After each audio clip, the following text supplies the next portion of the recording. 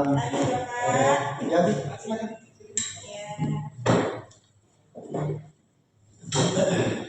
Ya, Ibu sudah siap? Insya Allah sudah Bapak. Punya visi ya. Iya. Terus Ibu bawa apa ini? Hari ini saya membawa perangkat pembelajaran saya di kelas 5. Saya akan mengajarkan IPAS pada materi rangkaian seri. Kelas 5 ya? Iya. Anak-anak sudah tahu? Di pembelajaran kemarin anak-anak sudah saya beritahu untuk pelajaran IPAS berikutnya. Jadi mereka sudah mengetahui apa yang mereka butuhkan untuk pembelajaran kita hari ini. Baik, kalau sudah siap, kita bincang dulu ya sebelum kita melakukan supervisi. Ibu untuk hari ini materinya apa? Materi saya hari ini yaitu rangkaian seri Bapak. Ya. Kemudian tujuan pembelajaran ini Tujuan pembelajaran saya hari ini anak-anak mampu mengidentifikasi rangkaian seri beserta penerapannya dalam kehidupan sehari-hari. Kemudian untuk materi rangkaian seri ini menurut Ibu yang paling tepat itu menggunakan strategi. Gini Bapak, dari beberapa strategi yang saya pelajari, menurut saya yang paling cocok untuk pembelajaran saya besok, saya menggunakan pendekatan pembelajaran saintifik dengan model pembelajaran PJBL, Project Based Learning, dan menggabungkan dengan pendekatan pembelajaran. Di sini nantinya anak-anak akan mengalami, kemudian mengaplikasikan, pembelajarannya bermakna, berkesadaran, dan menggembirakan. Jadi setelah pembelajaran selesai, saya berharap anak-anak bisa memahami apa dan bagaimana menyusun rangkaian listrik pada rangkaian seri.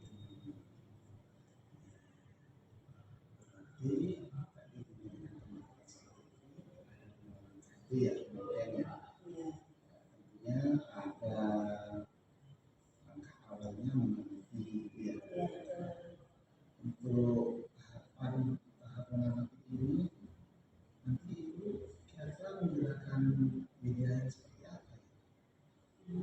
Gini Bapak, nanti sebelum pembelajaran saya akan melakukan pretest dulu, sehingga saya bisa mengukur kemampuan anak-anak sebelum mendapatkan pembelajaran dari saya dan pembelajaran bersama. Nah, setelah pembelajaran berlangsung dengan media YouTube, saya setelkan video dari YouTube, kemudian anak-anak berdiskusi kelompok, menyusun secara berkelompok rangkaian seri dengan alat dan bahan baterai, kabel dan sebagainya yang sudah saya persiapkan kemarin. Sudah siap Bapak.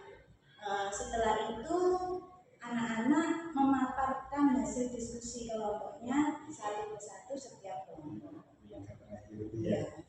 Setelah itu anak-anak saya beri post test sehingga saya tahu nilai awal anak-anak itu berapa sebelum dan sesudah pembelajaran. Itu mengetahui peningkatan hasil belajarnya ya. Nah, untuk penilaian pada proses pembelajaran ini ada enggak? Jelas ada Pak, penilaiannya ada penilaian proses dan penilaiannya asesmen. Penilaian proses tadi selama diskusi kelompok saya menilai keaktifan anak-anak, kemudian peran anak-anak dalam kelompok itu.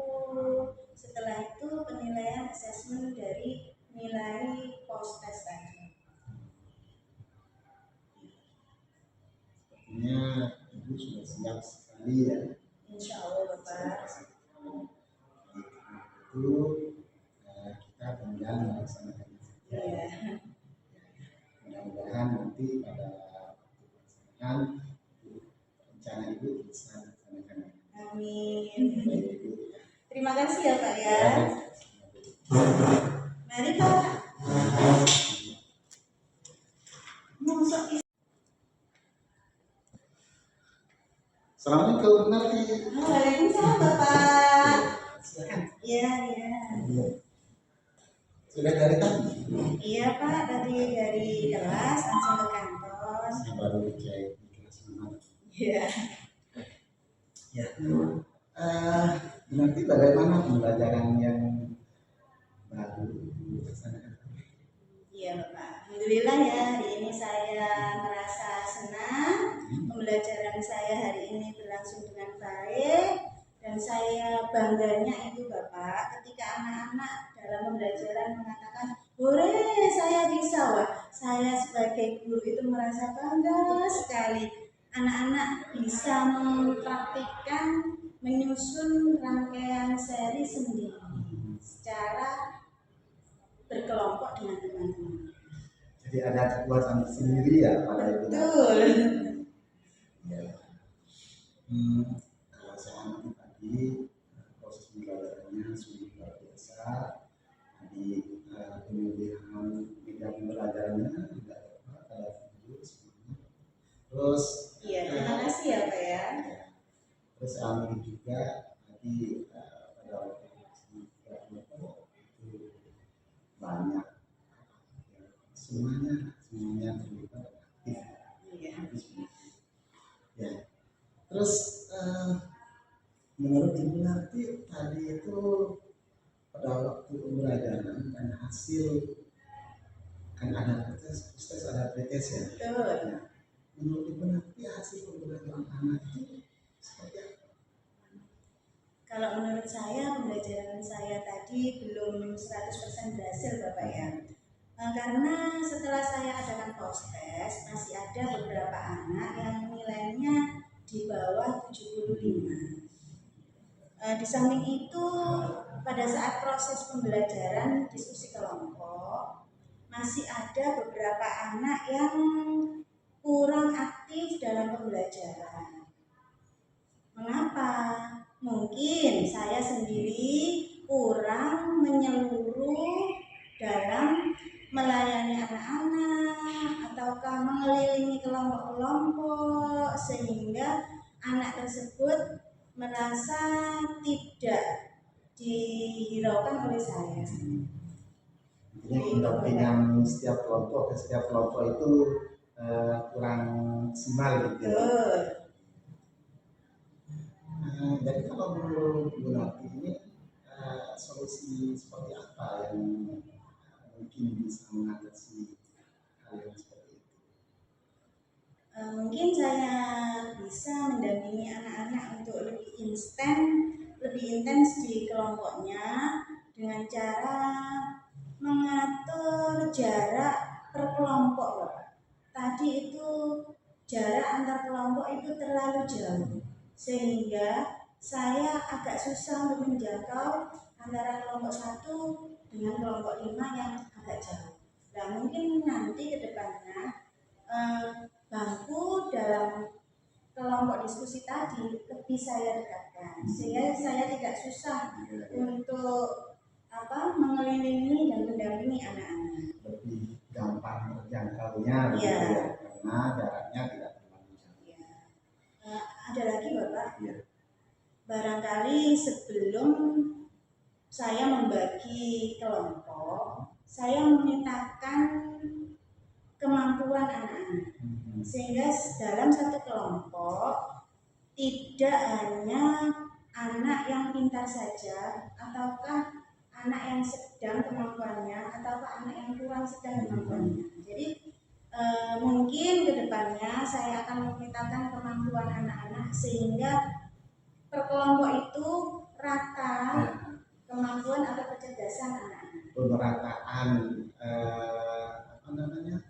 kemampuan anak gitu Iya. ya. Jadi tidak anak yang lebih IQ-nya lebih tinggi misalnya berada di satu kelompok untuk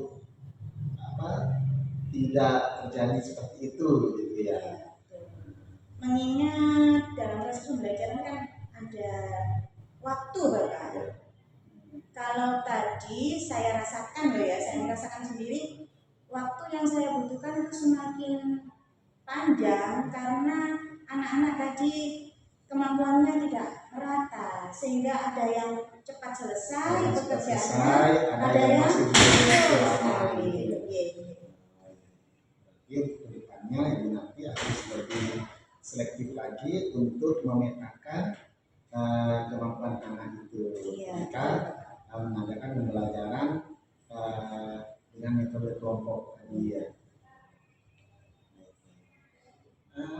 Kemudian Ibu nanti untuk apa namanya kedepannya Ibu nanti setelah melakukan pembelajaran seperti ini ya untuk mengetahui atau kekurangan Ibu nanti kemudian bisa dilaksanakan perbaikan, kira-kira bagaimana nanti Ibu nanti mengetahui caranya atau Ibu nanti mengetahui bahwa saya sudah bisa melakukan perbaikan mengajar seperti ini? Mungkin saya akan belajar pada guru senior untuk memperbaiki rencana pembelajaran saya, seperti itu Bapak. Dan kalau saya mengetahui bahwa Ibu nanti sudah ada perbaikan atau sudah melakukan perbaikan, nanti saya akan melaporkan ke Bapak kalau rencana pembelajaran saya sudah selesai. Nanti Bapak boleh mensupervisi saya lagi sehingga saya tahu antara supervisi kemarin dengan yang akan datang apakah lebih baik ataukah masih tetap. gitu ya. Iya. Nah, tambahan saja ya sedikit ya. Menurut pengalaman saya tadi sudah cuma satu catatan saya tadi sepertinya Ibu nanti itu memberikan pembelajaran kepada siswa itu juga terlalu cepat gitu. Jadi anak-anak itu mungkin ya yang IQ di bawah itu itu kesulitan untuk memahami. Jadi mungkin kedepannya kalau memang nanti akan perbaikan itu juga diperhatikan. Terima kasih atas masukannya. Insya Allah nanti kedepannya akan saya atur lagi pembelajaran saya pada saat saya menjelaskan atau memberi perintah kepada anak-anak. Kalau sudah siap pastinya tinggal dilakukan saja. Tapi kalau saya tidak bisa isi lagi karena ada kepentingan di luar dan tidak bisa tindakan, nanti ada bisa dari ya. Terima kasih Bapak ya. Ya, sama-sama.